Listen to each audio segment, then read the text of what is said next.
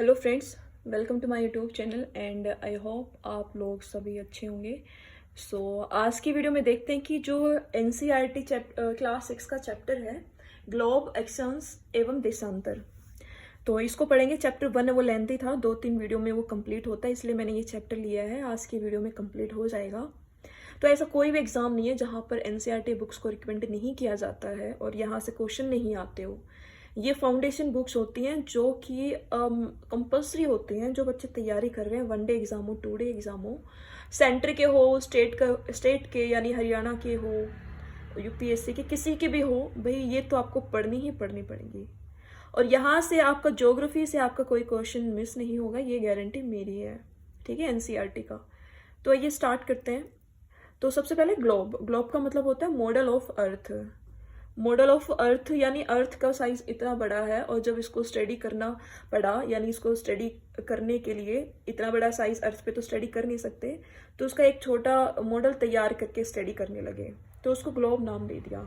तो उसमें 2 लाइनें होती हैं, एक तो वर्टिकल होती हैं, वर्टिकल को बोला जाता है लॉन्गिट्यूड, और जो हॉरिजेंटल होती हैं इनको बोला जाता है लैटिट्यूड। लैटिट्यूड यानी लेटी हुई रेखाएं, ऐसे याद कर सकते हो। तो ये पैरेलल होती हैं, साथ में इक्वल नहीं होती हैं लेकिन पैरेलल होती हैं, ठीक है। और जो वर्टिकल लाइनें होती हैं वो लेंथ में इक्वल होती हैं लेकिन पैरेलल नहीं होती हैं। अब आगे चलते हैं। ये जो बीच वाले, मान लेते हैं कोई इमेजिनरी लाइन है, इक्वेटर जो है, इक्वेटर यानी अर्थ को 2 पार्ट्स में डिवाइड कर रही है हॉरिजेंटली, अपर हाफ और नीचे नीचे वाला जो हाफ हो। तो ये इमेजिनरी लाइन है, ये जो सब है ये इमेजिनरी लाइन है, कोई रियल नहीं है ये।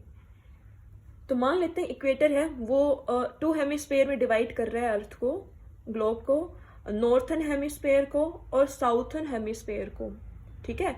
जब हम ऐसे हॉरिजेंटली डिवाइड करेंगे तो ये वाला नॉर्थ वाला पार्ट हो गया और ये वाला साउथर्न हेमिस्फेयर का पार्ट हो गया। अब आइए, अब ये जो यहाँ पर जो ऊपर की साइड आपको पता होगा नॉर्थ पोल होता है, और नीचे की साइड यहाँ पे साउथ पोल होता है। तो अगर एक लाइन हम ड्रॉ कर दें, नॉर्थ पोल से और साउथ पोल को मिला करके एक लाइन ड्रॉ कर दें अर्थ के बीचों बीच, तो 2 हेमिस्फेयर में डिवाइड हो जाएगा, ये वाला ईस्टर्न और ये वाला वेस्टर्न। ईस्ट की साइड है ये वाला पार्ट, इसलिए ईस्टर्न बोला, और ये वेस्ट की साइड है इसलिए इसको वेस्टर्न हेमिस्फेयर बोला। अब इमेजिन करते हैं, इमेजिन करना आपको, ये वाला सर्कल आपको दिखाई दे रहा है, तो ये तो आपको 2D में दिखाई दे रहा है, आपको 3D में इमेजिन करना है थोड़ा सा अर्थ को। ये वाला इक्वेटर है, ठीक है, और ये नॉर्थ पोल है। अभी हम ये वाला पार्ट लेके चल रहे हैं, ये वाला, सॉरी, ये जो नॉर्थन और साउथर्न हेमिस्फेयर है ना, ये वाला लेके चल रहे हैं। तो इसमें अगर इक्वेटर से हमें नॉर्थ पोल की साइड जाना है तो कितना एंगल हमें क्या नाम है कवर करना पड़ेगा, 90 डिग्री कवर करना पड़ेगा। चाहिए आप 3D में सोचो, 3D में सोच लो आप अर्थ को, ठीक है। तो ये वाला पार्ट कितना हो गया, 1/4 हो गया ना, 1/4 हो गया पूरी अर्थ का, तो यानी इसका एंगल कितना हुआ, 90 डिग्री। 360 का 1/4 90 डिग्री हो जाता है। तो यानी आप इक्वेटर से नॉर्थ पोल की साइड जाओगे तब भी 90 डिग्री बनेगा, इधर से इक्वेटर से आप ऊपर जाओगे नॉर्थ पोल की साइड तब भी 90 डिग्री बनेगा, ठीक है। और इधर से नीचे आओगे साउथ पोल की साइड तब भी 90 डिग्री, और इधर से नीचे आओगे साउथ पोल की साइड तब भी आपका 90 डिग्री बनेगा। अब मान लेते हैं यहां पर 20 डिग्री नॉर्थ, 20 डिग्री नॉर्थ पर कोई कंट्री है, तो वो इस वाले सर्कल में, ये वाली जो लाइन है अर्थ के चारों ओर ऐसे घूम रही है, ये इस पे कहीं पर भी हो सकता है, कहीं पर भी हो सकता है, ठीक है।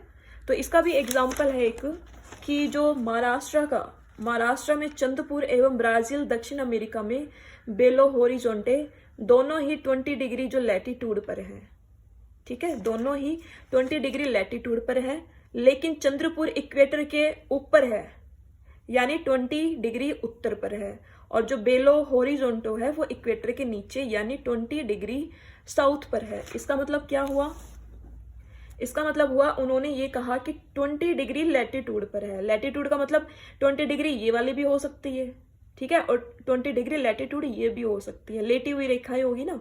तो 20 डिग्री डायरेक्शन डिफाइन नहीं की, सिर्फ मेजरमेंट डिफाइन किया है। अब उसने कहा कि जो चंद्रपुर है वो नॉर्थ में है, यानी 20 डिग्री उत्तर पर है, तो यानी इस वाली लाइन पर कहीं पर है वो। ठीक है। और जो बेलो होरिजोंटे है वो इस वाले 20 डिग्री साउथ में है, यानी इस वाली लाइन पर है वो, ये वाली जो लाइन जा रही है ना, लैटिट्यूड जा रही है, इस वाली पर है, ये गोल गोल जा रही है, ठीक है। अब ये वाला जो है 90 डिग्री दक्षिण और साउथ बोलते हैं हम, मतलब 90 डिग्री उत्तर बोला हमने, 90 डिग्री दक्षिण बोला, तो इसका मतलब क्या होता है, ये वाला जो दक्षिण होता है ये तो हमें डायरेक्शन दिखाता है कि किस डायरेक्शन में है, दक्षिण में है या उत्तर में है, और ये वाला मेजरमेंट दिखाता है उसका, ठीक है। तो इसका मतलब ये होता है।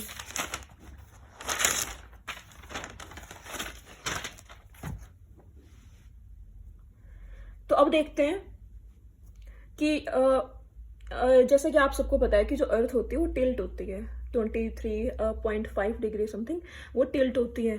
तो ये थोड़ा, ये जो पोल है ये मैंने उसी एंगल को लेकर के बनाया, ठीक है।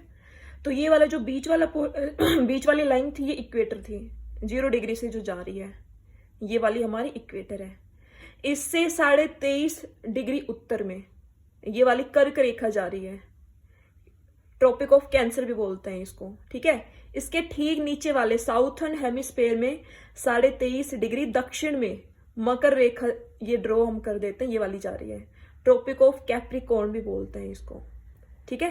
23.5 उत्तर में कर्क रेखा है, 23.5 दक्षिण में मकर रेखा है।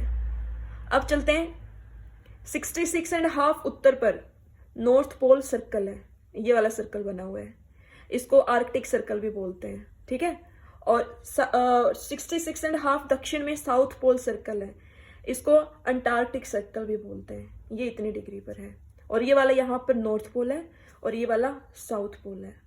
चलो अब देखते हैं, अब ये वाला जो बीच वाला पोर्शन है इस लाइन के दोनों तरफ, ये वाला जो पोर्शन है 23.5 डिग्री दक्षिण और 23.5 डिग्री नॉर्थ वाला, ये वाला जो पोर्शन है, इस वाले पोर्शन को बोलते हैं टोरिड रीजन, ठीक है। इसको बोलते हैं टोरिड रीजन, उष्णकटिबंधीय क्षेत्र बोलते हैं इसको।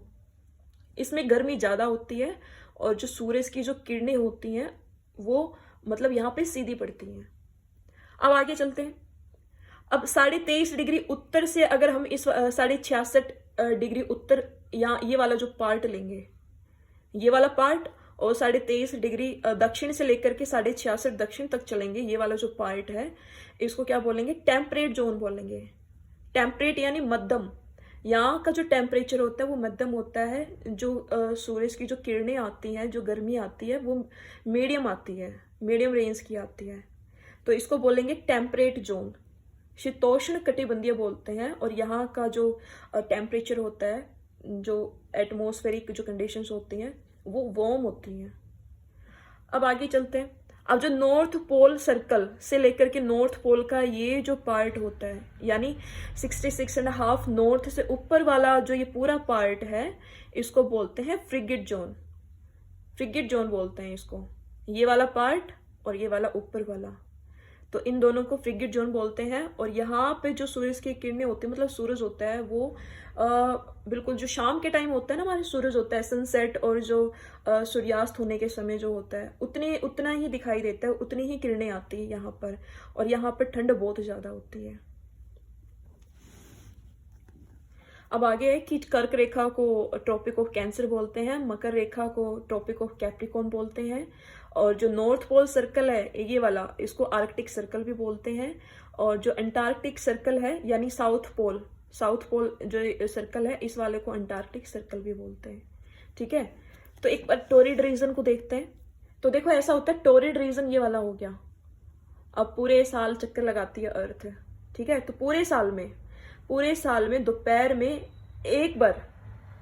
एक बार इस रीजन में जो सूरज होता है वो बिल्कुल सर के ऊपर होता है, यानी सीधी किरणें पड़ती हैं यहाँ पर इस वाले रीजन में। डायरेक्ट सन रेज इन टोरिड रीजन, टोरिड जोन, जो सन रेज होती हैं वो डायरेक्ट पड़ती हैं, सीधी पड़ती हैं ऐसे, ठीक है। इसलिए यहाँ पे गर्मी ज्यादा होती है, और साल में एक बार दोपहर में सूर्य सिर के ठीक ऊपर होता है। आगे टेम्परेट जोन। तो टेम्परेट में क्या होता है, ये वाला पार्ट दूर हो गया सेंटर से ये वाला पार्ट दूर हो गया, तो यहाँ पे जो सूरज की किरणें आती है ना वो तिरछी आती हैं। तिरछी होने की वजह से यहाँ पे जो तापमान रहता है वो मध्यम रहता है, मीडियम रहता है। सूर्य दोपहर में कभी सिर के ऊपर नहीं रहता है, ठीक है। तो आगे चलते हैं। आगे है फ्रिगेट जोन। तो अब फ्रिगेट जोन में ये वाले जो रेज जा रही है, ये जैसे सनसेट के टाइम होती है ना, या सनराइज के टाइम होती है, ये उतनी ही किरणें जाती हैं तिरछी होकर के। तो यहाँ पे जो टेम्परेचर होता है बिल्कुल लो होता है और ठंड होती है यहाँ पर। नेक्स्ट, अब हमने लैटिट्यूड को तो पढ़ लिया, अब आगे बारी है लॉन्गिट्यूड की। तो लॉन्गिट्यूड में क्या हुआ, ये वाला जो नॉर्थ पोल है, ठीक है, ये वाला जो नॉर्थ पोल है, और नॉर्थ पोल से हमने ये लाइन 0 डिग्री पे ये ड्रॉ कर रखी है, ये वाली, ये 0 डिग्री पर है। तो आइए अब देखते हैं कि जो अर्थ रोटेट करती है वो 360 डिग्री पे करती है पूरा, ठीक है, 360 रोटेट करती है कितने टाइम में, 24 घंटे में। तो अगर 1 घंटे में कितना करेगी, 1 घंटे में 15 डिग्री करेगी, और 4 मिनट में कितना करेगी, 1 डिग्री करेगी। तो क्या हुआ, जो पूरे अर्थ को हमने है ना 15-15 डिग्री में डिवाइड कर दिया। 360 का ये एंगल था पूरा अर्थ का, और इधर से लेकर के 180, यानी 180 हमने इधर से एंगल बनाना शुरू किया, 180 यहाँ पे स्टॉप। 180 हमने इधर से बनाना शुरू किया, 180 यहाँ पे स्टॉप। तो 180 हाफ पार्ट इधर हो गया, और 180 का हाफ पार्ट इधर हो गया। तो इसको डिवाइड कितने में किया हमने, 15-15 डिग्री में।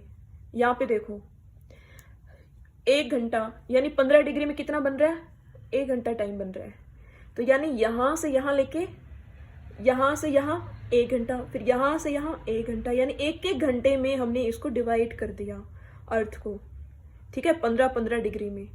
अगर यहां पर 12 बजे हैं तो यहां पर कितने बजेंगे, ये 1 घंटा आगे है, ये वाला पार्ट ईस्टर्न का है, ये ईस्ट में पड़ता है, ये पार्ट पीछे हमने डिवाइड किया था, आपको याद हो तो। ये वाला ईस्टर्न हेमिस्फीयर है और ये वाला वेस्टर्न हेमिस्फीयर, अगर वर्टिकली इसको डिवाइड करें तो हम, तो ईस्टर्न में आपको पता है कि जो अर्थ होती है वो हमारी वेस्ट से ईस्ट में रोटेट करती है, ठीक है। तो वेस्ट से ईस्ट में जब रोटेट करेगी तो ईस्ट वाला जो पार्ट है पूरब में पहले आएगा, पूरब में पहले सनराइज होगा। तो पूरब में पहले सनराइज होगा तो टाइम भी यहाँ का सबसे आगे चलेगा। तो इसको हम देखते हैं आगे, पहले ये देख लेते हैं। तो क्या हुआ, 1884 में वॉशिंगटन डीसी में एक सम्मेलन हुआ था, और उसमें जो 0 लॉन्गिट्यूड लाइन है, ये वाली जो लाइन है, ठीक है, ये वाली जो लाइन है, इसको क्या बोला गया, इसको बोला गया कि इसको इंटरनेशनल हम लाइन इसको बोलेंगे। और ये जो लंदन की जो सिटी है ग्रीनविच, वहां से ये पास हो रही थी, तो इसका नाम फिर रखा गया GMT line, Greenwich meridian line, इसका नाम इसका रखा गया। और 180 डिग्री लॉन्गिट्यूड है ये, और GMT लाइन, जो GMT लाइन होती है यानी 180 डिग्री का ये एंगल बनाती है, और ये डिवाइड करती है अर्थ को 2 हेमिस्फीयर में डिवाइड कर रही है, एक वेस्टर्न हेमिस्फीयर में और एक ईस्टर्न हेमिस्फीयर में। तो 0 लॉन्गिट्यूड यहाँ से है, तो यहाँ से इधर से जाएंगे तब भी 180 डिग्री बनाएगी, और यहाँ से जा रहे हैं तब भी 180 डिग्री बनाएगी। इधर से जाएंगे तो ईस्टर्न हेमिस्फीयर यानी ईस्ट बोलेंगे, यहाँ से कोई भी आप डिग्री लोगे, 90 डिग्री है तो उसको ईस्ट बोलेंगे, 90 डिग्री ईस्ट, 178 डिग्री ईस्ट। इधर से आप एंगल का मेजरमेंट करोगे तो क्या बोलोगे, 180 डिग्री वेस्ट, या आप बोलोगे 10 डिग्री वेस्ट, पश्चिम, हिंदी में पश्चिम, 70 डिग्री पश्चिम, इधर से 70 डिग्री पूरब। और ये जो 180 डिग्री वेस्ट हो चाहे ईस्ट हो, ये दोनों इक्वल हो जाएंगे इधर, तो इसको बोलने की भी जरूरत नहीं है। आगे चलते हैं। अब ये है कि जो प्रशांत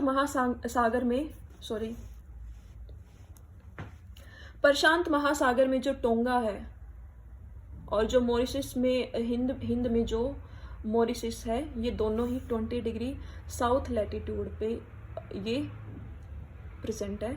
तो आगे एक बार इसको समझने के लिए एक बार आगे चलते हैं हम। इंडिया का जो स्टैंडर्ड टाइम है, यानी जो हमारा स्टैंडर्ड टाइम जो लाइन है हमारी, वो हमारी 82 डिग्री ईस्ट लाइन को हम बोलते हैं। और यहाँ कहाँ से गुजर करके होके जाती है, ये यूपी के मिर्जापुर से पास होकर के जाती है। अगर हम देखें इसमें मैप में तो यहाँ से पास होके जाती है 82.5 डिग्री ईस्ट, ठीक है। तो वैसे रशिया में देखा जाए तो वहाँ पे 11 लाइन है, 11 मतलब वो क्या बोलते हैं स्टैंडर्ड टाइम लाइन है वहाँ पर 11, तो वहाँ पे 11 अलग अलग टाइम चलते हैं, लेकिन इंडिया में हमने एक ही माना हुआ है। वैसे डिफरेंस बहुत ज़्यादा है, यहाँ के गुजरात और अरुणाचल प्रदेश में तकरीबन 2 घंटे का फ़र्क है, लेकिन फिर भी हम मतलब कंफ्यूजन ना हो फ्लाइट्स वगैरह में, टाइमिंग वगैरह में, इसलिए हमने एक ही टाइम रखी हुई है पूरी इंडिया की। तो हमने सिर्फ इसको ही स्टैंडर्ड टाइम लाइन माना हुआ है, जो कि 82.5 ईस्ट पर जो पास होती है। अब क्या हुआ, 82.5 डिग्री ईस्ट का मतलब है कि हमारा जो टाइम है वो ग्रीनविच यानी लंदन में जो ग्रीनविच सिटी है वहाँ के टाइम से हमारा 5.5 घंटे हमारा जो टाइम है वो आगे रहेगा, क्योंकि जो इंडिया है वो ईस्टर्न हेमिस्फीयर में पड़ता है, नॉर्थर्न में भी पड़ता है, नॉर्थर्न और ईस्टर्न में पड़ता है। ठीक है, तो जो अर्थ है वो हमारी वेस्ट से ईस्ट में रोटेट करती है, सबको पता है, और सबको ये भी पता है कि जो सबसे पहले सनराइज होगा ईस्ट में होगा। ठीक है, तो जो ग्रीनविच जो जीएमटी लाइन के आगे जो कंट्रीज हैं, ठीक है, जो ईस्टर्न हेमिस्फीयर में जो कंट्रीज हैं वहां पर सबसे पहले सनराइज होगा और यहाँ का टाइम भी आगे रहेगा। तो अगर ईस्ट में अगर किसी मतलब एंगल के आगे अगर ईस्ट लगा है, 70 डिग्री ईस्ट लगा है, जैसे कि हमारे इसमें लगा है, इंडिया वाले में लगा है 82.5 डिग्री ईस्ट, तो यानी यहाँ का टाइम प्लस होगा, आगे चलेगा। जो लंदन के ग्रीनविच सिटी में जो टाइम है वहाँ से हमारा टाइम आगे चलेगा। और अगर वेस्ट में है तो टाइम हम माइनस कर देंगे। ठीक है, सन सबसे पहले ईस्ट में राइज होगा, इसलिए ईस्टर्न हेमिस्फीयर में टाइम ऐड होगा। अब यहाँ से एक बार एग्जाम्पल देख लेते हैं, एग्जाम्पल से समझ लेते हैं कि फॉर एग्जाम्पल ग्रीनविच में दोपहर के 12 बजे हैं। ठीक है, तो ग्रीनविच से 15 डिग्री पूर्व का टाइम क्या होगा ये निकालना है हमें। 15 डिग्री पूर्व का टाइम क्या होगा, पूर्व का मतलब आ गया कि यहाँ पर टाइम ऐड होगा, ये समझ में आ गया, इतना क्लियर हो गया। अगर यहाँ पे पश्चिम होता तो टाइम हम माइनस करते, अभी 12 बजे है यानी 12 बजे में से माइनस कर देते अगर यहाँ पे पश्चिम होता या फिर यहाँ पे वेस्ट होता, लेकिन यहाँ पे पूर्व है तो यानी 12 में प्लस ही करेंगे हम। ठीक है, तो अब हमें ये भी पता है कि 360 डिग्री में 24 घंटे बन रहे थे और 1 घंटे में 15 डिग्री बनेगा। 15 डिग्री का ही इसने पूछा है, तो 15 डिग्री में कितना हो गया, 1 घंटा। ठीक है, यानी जहां का भी ये इसने बताया है ना 15 डिग्री आगे है टाइम, यानी वहां का टाइम 1 घंटे आगे है, किससे, ग्रीनविच के टाइम से। यानी अगर ग्रीनविच में 12 बजे हैं तो यहाँ 15 डिग्री जिसका भी बताया वहां पर 1 बजेगा दोपहर का। ठीक है, आगे चलते हैं। समय का निर्धारण किससे होता है, 0 डिग्री लॉन्गिट्यूड लाइन से होता है, जीएमटी लाइन है जो। ठीक है, किस शहर से गुजरती है, ये ग्रीनविच सिटी से गुजरती है, लंदन के। भारतीय मानक समय रेखा कितने राज्यों से गुजरती है, तो ये भारत में ये राज्य हैं यूपी, एमपी, छत्तीसगढ़, उड़ीसा और अंडमान से भी ये पास होती है। और रशिया में 11 स्टैंडर्ड टाइम है वहां पर, तो कंफ्यूजन वहां पे आप देख सकते हो कितनी होती है। कनाडा हो गया, अमेरिका हो गया, यहाँ पर 1 से ज्यादा स्टैंडर्ड लाइन है, स्टैंडर्ड टाइम है वहां के। आगे, पृथ्वी को 1 घंटे वाले 24 समय क्षेत्रों में बांटा गया है, यानी प्रत्येक समय क्षेत्र 15 डिग्री लॉन्गिट्यूड क्षेत्र को घेरते हैं। तो इसको भी देखते हैं। आगे ये वाला क्वेश्चन करते हैं। If time in London is 3 PM, अगर लंदन में अगर 3 बजे हुए हैं तो इंडिया में कितने बजेंगे। तो आप सबको पता है कि अगर लंदन में अगर 3 बजे हुए हैं तो जो भारत का जो टाइम है वो 5.5 घंटे आगे होगा। अगर यहाँ पर 3 बजे हैं तो इसमें 5.5 घंटे ऐड करेंगे तो कितना आ जाएगा, 8:30 बजेंगे रात के इंडिया में। अब जो गुजरात में द्वारका है, इंडिया में जो गुजरात का द्वारका है और असम में जो डिब्रूगढ़ है, वहां के टाइम में कितना डिफरेंस है, 2.25 घंटे का डिफरेंस आता है। ठीक है, और जो असम में डिब्रूगढ़ है यहाँ पे पता नहीं 4-5 बजे ही, मतलब गर्मियों में 4 बजे ही वहां पर वो हो जाता है, सनराइज हो जाता है, और यहाँ पर काफी लेट तक 8-9 बजे यहाँ पे सनसेट होता है। इतना डिफरेंस आ जाता है यहाँ पर गर्मियों में। हाँ, तो हम ये देख रहे थे ना, ये वाला पॉइंट रह गया था कि पृथ्वी को 1 घंटे वाले 24 समय क्षेत्रों में बांटा गया है, तो वो 24 स्लॉट हो गए ना 15-15 डिग्री के, यानी 1-1 घंटे के 24 घंटों में हमने डिवाइड कर दिया। 360 एंगल घूम रही थी, 360 डिग्री घूमती है, तो उसको 24 घंटे में कन्वर्ट करना है, तो हमने 1-1 घंटे करके ऐसे 24 में हमने उसको डिवाइड कर दिया, यानी 1 घंटा कितने का हो गया, 15 डिग्री का हो गया। देखो इंडिया की पोजीशन यहाँ से एक बार समझ लेते हैं। ये ग्लोब है, ये पूरा ही जैसे फ्रंट और बैक सारा ही आ गया इसमें, ये देखा भी होगा मैप। तो इसमें हमने ये वाला ऊपर वाला ये नॉर्थन हेमिस्फेयर है पूरा, ये नीचे वाला साउथन हेमिस्फेयर है। और ये वाली जो लाइन जा रही है, जो नॉर्थ पोल से जो लाइन जा रही है, लॉन्गिट्यूड 0 डिग्री लॉन्गिट्यूड है ये। तो इससे इधर वाला ये ईस्टर्न हेमिस्फेयर हो गया और ये वाला वेस्टर्न हो गया। तो इंडिया की पोजीशन अगर बतानी हो तो कौन से हेमिस्फेयर में होगा? ये वाला कौन सा हो गया? Eastern hemisphere. और इससे ऊपर वाला कौन सा हो गया? Northern hemisphere. यानी इंडिया की पोजीशन कौन से हेमिस्फेयर में है? नॉर्थन प्लस ईस्टर्न हेमिस्फेयर में इंडिया की पोजीशन आती है। ठीक है, तो ये वाला देखो एक बार।